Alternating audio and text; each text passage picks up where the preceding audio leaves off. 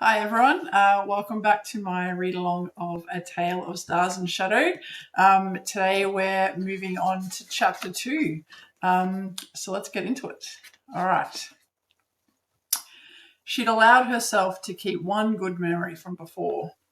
It was nothing special, and she rarely let herself do it, but sometimes, in her worst moments, remembering it would lift her depression just enough to allow her to breathe, to put one foot in front of the other, to get out of bed. The other memories she'd wrapped up and buried as far away as she could push them in the back of her mind. Those had the power to leave her gasping on the floor, unable to think under an overwhelming tide of grief. But this memory, it had been a perfectly ordinary summer afternoon. She'd walked into her Callanan partner's house through the back door and without knocking, as she'd done a million times before. Sari had been sprawled on the small, brightly coloured couch, one eye on her little son playing by the window and the other on a long sheet of parchment. Warm sunlight shone through the windows and the house smelled of tomatoes and salty sea air. Sari was already looking up with a grin before Talyn stepped through the doorway, warned of her arrival by their instinctive awareness of each other's presence. Her pleasure at Talyn's arrival was clear despite the fact they'd only seen each other late the day before, arriving back in the city after their latest assignment. An echoing pleasure had beat through her, always like that, in perfect rhythm. Ta! Tarquin had heaved himself off the floor to wrap his chubby arms around her leg in greeting before going to join his father in the kitchen. A moment later, his voice drifted back, high-pitched with excitement, as he'd asked if he could help. Rowan was cooking dinner, the source of the tomato smell. "Staying for dinner, Tal?" he'd asked, waving a wooden spoon around and sending sauce splattering to the floor when she ducked into the kitchen to say hello. Tarquin had shrieked with laughter. Sari had rolled her eyes, Talyn's presence probably saving Rowan from a sharp word. She had stayed for dinner. They'd talked and laughed over the food. Then, while Rowan put their son to bed, she and Sari had sipped glasses of wine out in the garden, enjoying the balmy night. It had been easy and warm and home. Her Callanan partner had died 2 months later. A sharp sideways step from the restless mare beneath her brought Talyn crashing back to the present. The mournful howl of baying hounds faded into the distance as the hunting pack reached the other side of the valley and entered thick forest. She touched the reins lightly, holding her copper mare in check. "Fireflare looks eager to run." Talyn looked up at the man riding his grey stallion towards her, hoping he hadn't noticed her drifting off. She gave a casual shrug, summoning a teasing tone of voice. "She's the fastest here and she knows it. Greylord is going to have to get used to second place today." There had once been joy, and smugness too, in having one of the finest pure-blood Aimsier mares in the country, but that was gone along with everything else. It was hard to remember what those things had felt like. Ariar Dumnorix threw back his head and laughed. "Remember your place, cousin. I am Horseward and several years older than you." His laughter eased something inside her. The ruling Dumnorix brood were a close-knit, powerful brood of whom much was expected, but there was something magical in the way they gave each other strength.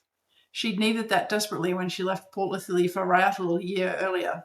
Not that they had any idea. Ariar's shock of golden hair, glinting with red highlights in the sun, wasn't typically Dumnorix, but his unusually luminous blue eyes marked him clearly as one of them. Bright as starlight in a clear night sky. All Dumnorix had those bright eyes, a physical manifestation of the hint of magic that ran through all their veins. "You wouldn't want to let me win now, would you?" Talyn's gaze roamed over the assembled nobility gathered on the plains outside Ryathl, waiting for the hounds to get the scent of a fox. "Uncle wouldn't like that." "I can't believe he's managed to drag himself out of that drafty palace for the afternoon." Ariar's incredulousness was exaggerated, but a smile still curled at Talyn's mouth as they both glanced towards Arthane Dumnorix, ruler of the Twin Thrones. It was impossible to be completely depressed with Ariar around.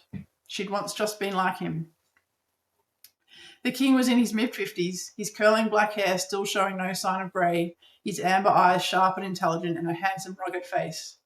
Ariar constantly ribbed his elder cousin for his serious and reserved nature, but Talyn was more forgiving. She shuddered at the thought of the heavy responsibility the king of the Twin Thrones must bear. "Six thrices, Talyn, you're not paying a jot of attention to what I'm saying, are you?" Ariar's voice interrupted her reverie. "Please tell me you're not mooning over Tarkos Hadvisa." Talyn started, cursing herself again. She had to stop drifting off. Ariar's gaze was far too knowing for her comfort. She took his jibe and ran with it, summoning an irritated scowl. Tarkos was sitting his horse near the king. I do not moon. Ever. End of story. The distant baying of the hounds cut across Ariar's response, and Fireflare leapt into a gallop before Talyn could even dig her heels in. She settled down in the saddle without thought, doing her best to give in to the momentary freedom of her mare's speed and the wind whipping past her face. The Twin Thrones Aimsir were legendary for their riding prowess and the speed and agility of the horses they rode. Used as a mobile archer force in battle, they spent peacetime hunting to supply the northern villages of Calumnia during the long, rugged winters when they were mostly cut off from the rest of the country. It was in tracking, chasing down, and killing the dangerous Karfa, massive animals with thick hides used for clothing and meat that could supply an entire family for a week, that Aimsir had developed their skills in horsemanship and archery. Growing up in the north, it had been inevitable that Talyn would become Aimsir, and now it was impossible to remember a time when she hadn't been one, even though she'd left home and the unending plains in the north that were the Aimsir heartland to join the Callanan the moment she was old enough. Ariar, who'd never left the Aimsir and had commanded them now as the Horse Lord for 3 years, passed Talyn on Greylord within moments and took the lead as they raced across the open plains towards the forest in the distance. Arthane was in between Talyn and Ariar and his own Aimsir stallion, 2 of his Kingshield guards keeping close, their focus on their charge, not the hunt. But Fireflare was rapidly closing the distance. Talyn edged the mare out to the left, the wind tearing through her raven hair and bringing tears to her eyes. They gained steadily on the king until Fireflare was flying past him and closing in on Ariar. An echo of the old Talyn came rising to the surface, and she whipped her knife out from her belt, flipped it neatly, and tapped Ariar on the back of the head with the hilt as Fireflare raced by. Greylord had the faster acceleration, but Fireflare was swifter than anything alive over longer distances. Cheat! Ariar roared good-naturedly at her, the wind ripping his words to shreds. Fireflare edged ahead of the pack, with Ariar closest behind, followed by Arthane and the handful of his Kingshield guard that could keep up as they hit the forest and pushed through. The nobles were left far behind. The baying hounds had a fox cornered in a wide clearing not far beyond the tree line. Talyn reached back for her bow, Ariar barely 3 strides behind her. Dropping the reins and controlling Fireflare with knees alone, she yanked an arrow from the quiver on her back, knocked the bow, and the hiss from behind froze her mid-draw. Panic sprawled up through her chest in a torrent so forceful she literally couldn't think. Then her logical brain caught up. Ariar had fired in the second before Talyn could. It was just his arrow flying through the air behind her. It hit the fox cleanly, 2 breaths before Talyn loosed her arrow, which buried itself in the fox's side inches away from Ariar's. Talyn guided her mare around in a wide circle, slinging the bow back across her saddle and trying to return her breathing to normal before her cousin noticed. Fortunately, he was too busy letting out a loud whoop of triumph to do so. That was when the ruler of the Twin Thrones burst into the clearing, reining his horse in with easy skill once he saw the fox was already dead. What was with the hesitation? Ariar complained. I thought you weren't going to let me win. Her heart plummeted when she realized that he'd noticed. The panic threatened to return. She cleared her throat and lifted her left hand.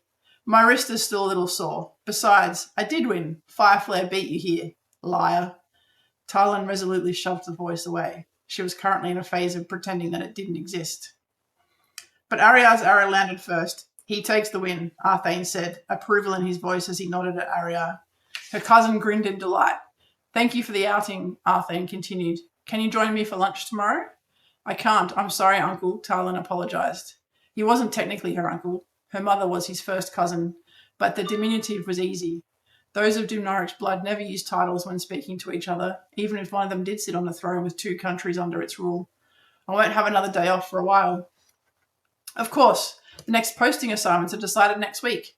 Arthane's amber eyes brightened. I'm sure Lark will put you somewhere important given your background. You must be excited. She wasn't. In fact, the very idea terrified her. The Kingshield posted new recruits to guard details every 6 months. A broken wrist in sparring practice had gotten her out of the last one, the first since she'd left the Callanan and joined the Kingshield, but that excuse wasn't going to work again. I can't come either. I'm off to the mountains. Ariar looked cheerful at the idea. More brigands to slay, that sort of thing. We'll do dinner when I get back, though. Arthane frowned. Nothing too serious, I hope.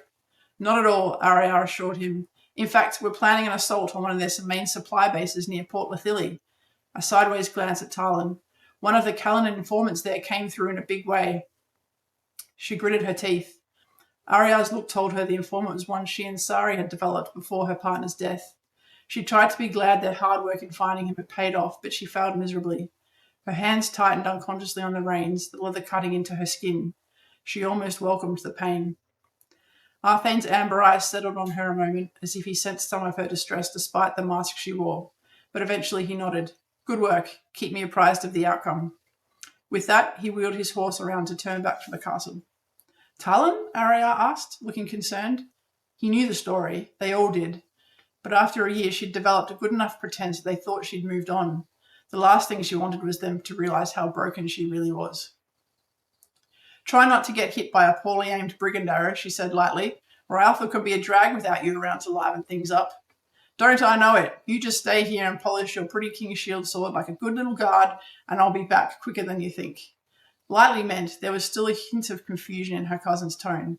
Ariar would never understand why she'd left the life of an Amesy to be a Callanan and now a Kingshield.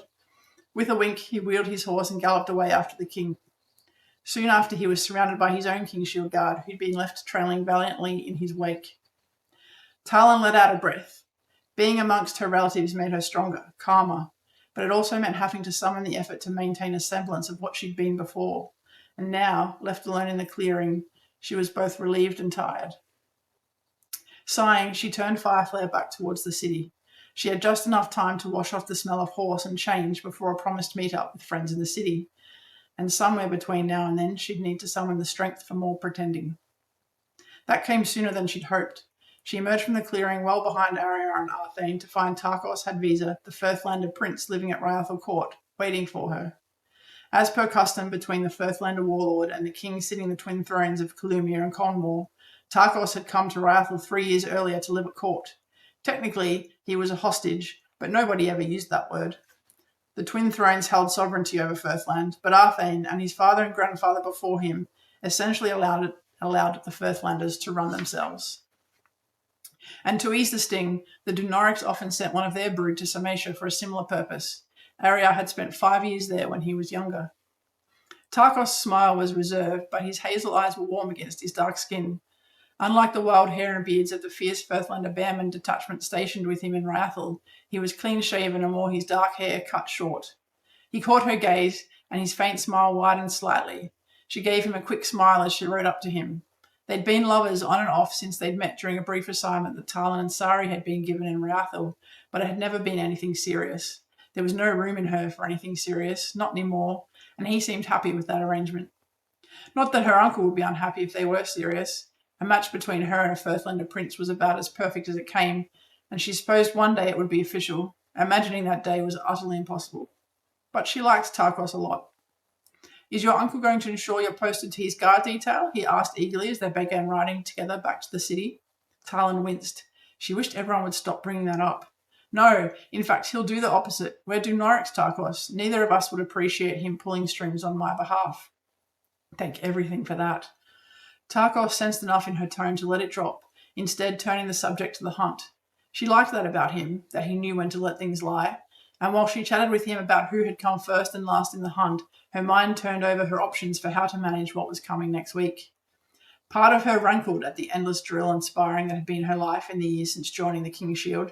A much larger part was terrified she wouldn't be able to handle returning to active duty. If anything happened like it had just then, when the sound of an arrow firing had frozen her and cost her the win, she'd never forgive herself. A lapse like that on active duty could lead to the death of her charge. Another sparring injury would be too obvious. No other ideas came to her, short of asking her uncle to intervene. But that would mean telling him the truth, a conversation that was even more terrifying than getting posted to a detail in the first place. Tarkos seemed to sense her distant mood and left her at the city gates with a warm kiss and a promise to take her to dinner the next night. Her melancholy mood followed her all the way back to the Kingshield barracks, despite the ride and time with her Amesy mare. Once she'd washed, she found herself standing at the window of her shared room. Outside, the sun was setting, soft orange rays lighting the courtyards and gardens of the Kingshield barracks in amber. Idly, she placed her palm on the window, savouring its cool touch. In the drill yard below, warriors wearing the black uniform of the Kingshield called out to each other as they sparred. The emblem on their chests, 100 tiny stars stitched into the shape of twin-crossed swords, gleamed amber, almost as bright as the real things, like stars in a night sky. Burn bright and true, the Dumnorix oath. She held that thought, kept holding it, as she breathed in deep. Leaving the Callanan to join the Kingshield at 25 was far from unheard of. The Kingshield, solely responsible for the protection of the rulers sitting in the twin thrones and all the other members of the Dumnorix blood, only accepted the elite from across the various Callanan and Conmoran fighting units. But being Kingshield wasn't something Talyn had ever planned on. She'd only ever wanted to be Callanan, to experience the thrill of battle, weapon in hand, and adrenaline pumping through her veins. It had meant leaving her family farm and the quiet life her Dumnorix mother had won for herself when she'd withdrawn from court and its politics upon choosing to marry a commoner. It meant leaving the Aimsia and the joy of a fast gallop on the open plains. But none of that had mattered. She'd wanted to be Callanan so badly. After all, it was in her blood. Her mother had been Callanan. The Dumnorix line was littered with Aimsia, Callanan, and Skyriders. But after Sari, she'd tried but couldn't do it. She'd fled the Callanan and gone to the Kingshield. But what they didn't know, her little secret, one that could destroy her if it got out, was that she didn't want a posting. She wasn't at all certain she ever wanted to be in a fight again. Wasn't certain she could handle it. But she couldn't let it go either. Curling her hand into a fist of frustration, would she ever stop dwelling? Talyn stepped away from the window and cast around for her cloak. She was already late to meet her friends. Sari had been Talyn's Callanan partner, but they'd had many close friends amongst the Callanan before Talyn's abrupt departure, 2 in particular. It made the idea of spending time with Leviana and Cinia equally painful and comforting, and Talyn could never decide which was the stronger emotion. Most of the time it just hurt. Leviana Sane was the only child of the wealthy and powerful Lord Roderick Sane, who had doubled his wealth and power overnight when he'd married her mother, one of the Firthlander warlord's cousins. Talyn had met Leviana in Ryathl her first week after leaving home in the north, during a dinner hosted by Arthane. After that night, Talyn quickly decided she hated all such events. Too many prying eyes and questions on topics she found too boring to even contemplate. Leviana had been gorgeously dressed, a popular member of the young elite set of Ryathl court, whom Talyn had absolutely zero interest in joining.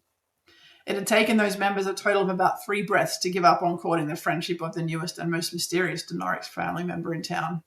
Talyn supposed her conversation on the relative merits of daggers versus size, at some point she was going to have to choose her specialist Callanan weapon, might have had something to do with that.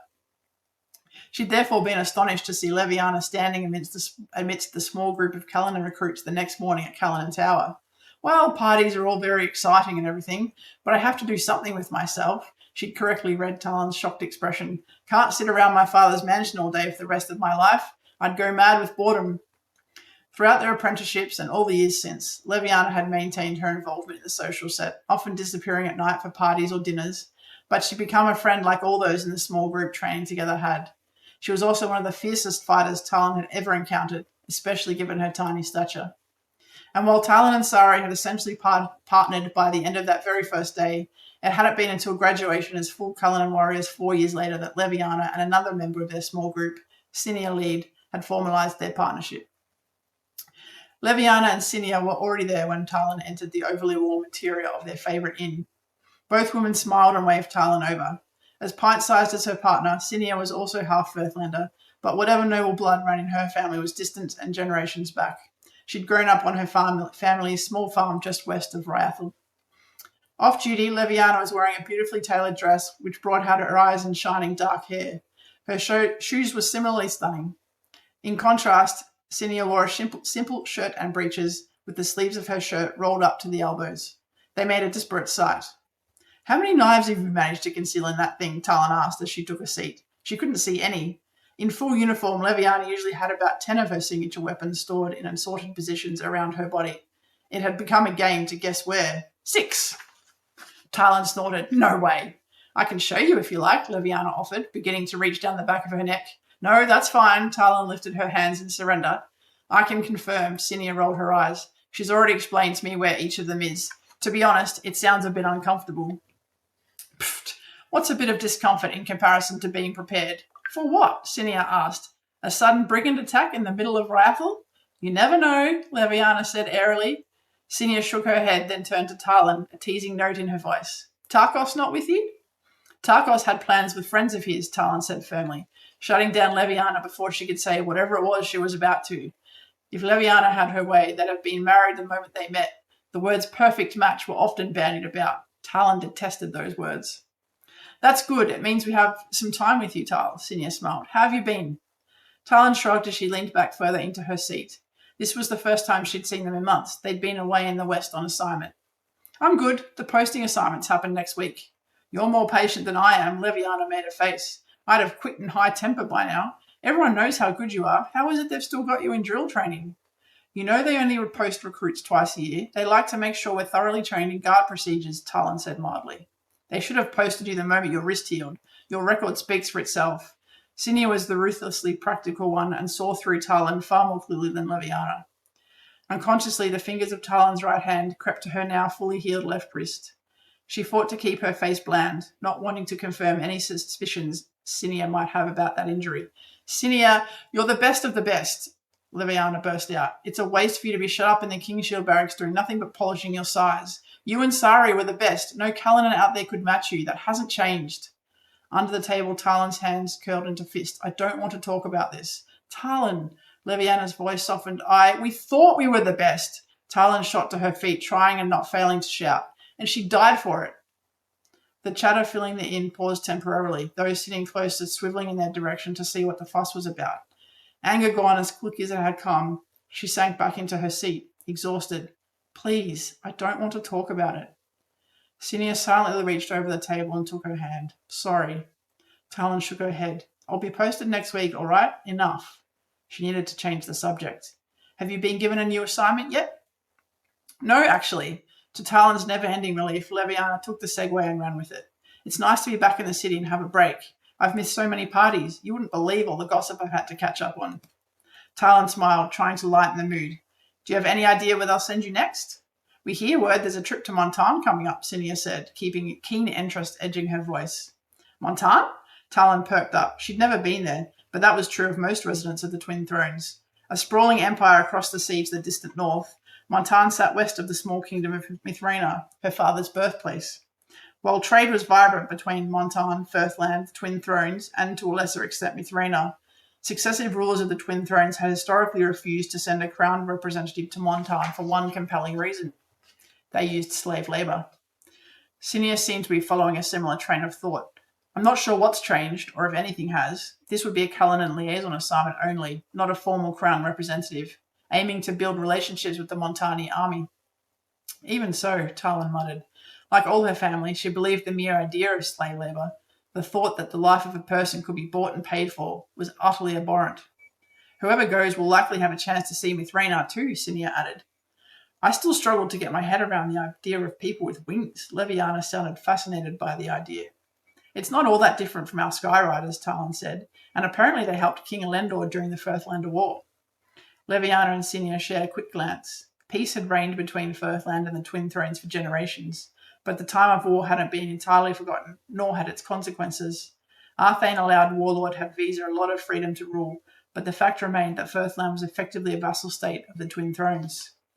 Those like Leviana and Cinia, who were the product of intermarriages between citizens of the two countries, hadn't escaped the occasional ire directed their way by those who liked to dwell on the past. If we got the Montani assignment, we might get to see a winged person, Cinia nudged Leviana excitedly. They have magic too, don't they? Do you know much about that, Tal? My father never talked about it much, but I think the winged folk do have some kind of magic, she nodded.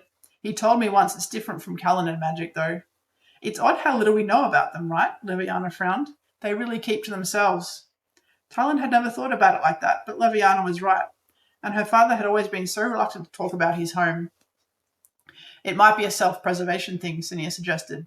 They're a fairly small country with a great big powerful neighbour. Keeping a mysterious air, particularly about their magical abilities, might make anyone think twice about invasion. You really want to go that far away? Talyn asked, trying to relax her grip on her glass. The idea would once have enthralled her. She and Sari would have leapt at the chance for such an adventure. Somewhere inside her that excitement was still there. She just didn't know how to reach it anymore. It would be so exciting to see a new place, and it's only for 1 year, Cinia said. But the First Blade isn't likely to send junior warriors. She'll probably send one of her Callanan masters.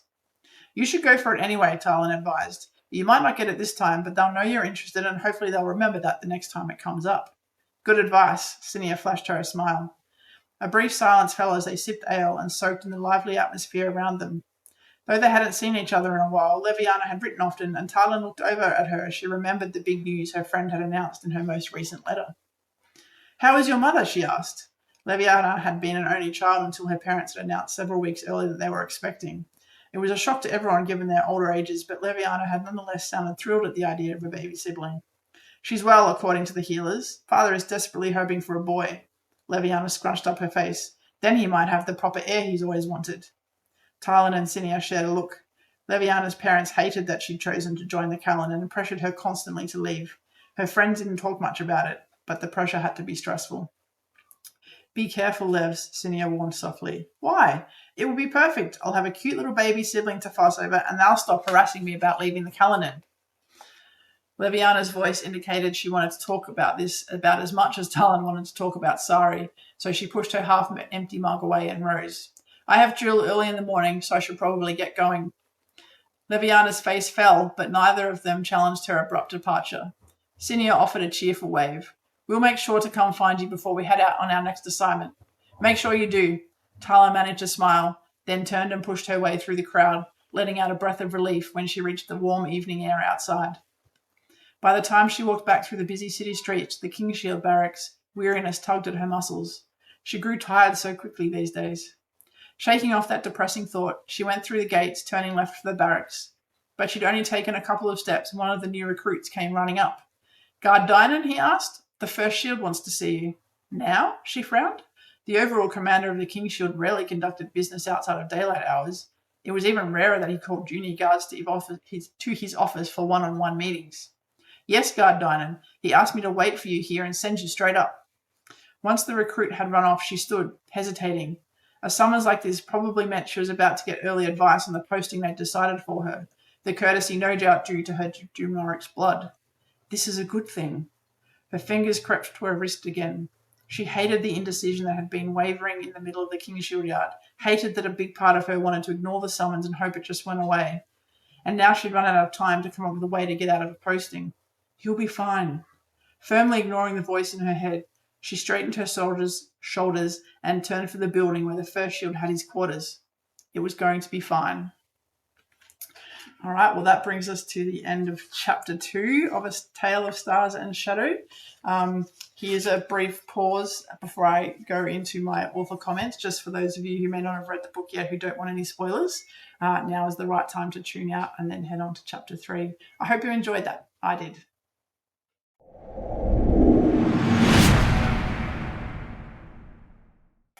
All right, so I'm going to move on to chatting a little bit about Chapter 2 and the little kind of turning wheels in my head while I was writing this one. So last chance to drop out if you haven't read the book and you want to avoid any spoilers.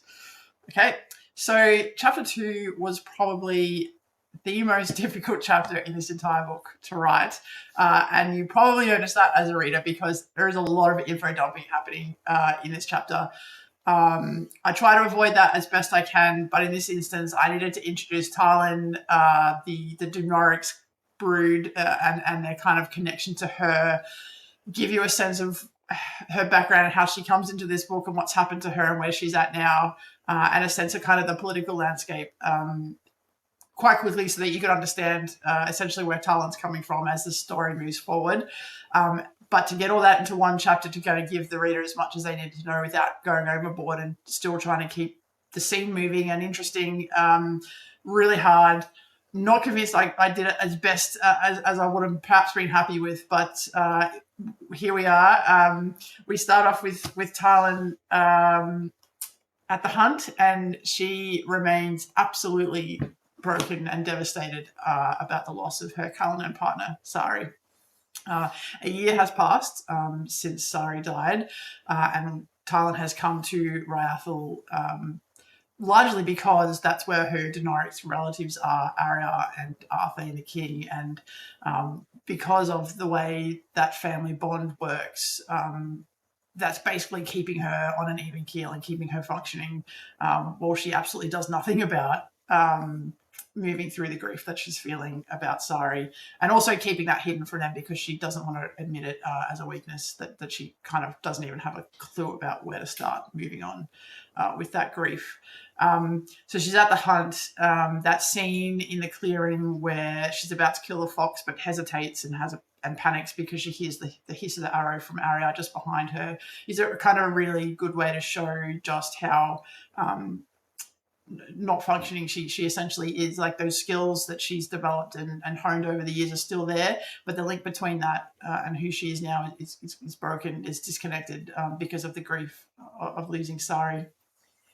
And that I think gives a kind of the reader hopefully a good strong sense of where Talyn's at the beginning here, but also how close she is to her family and how they help her.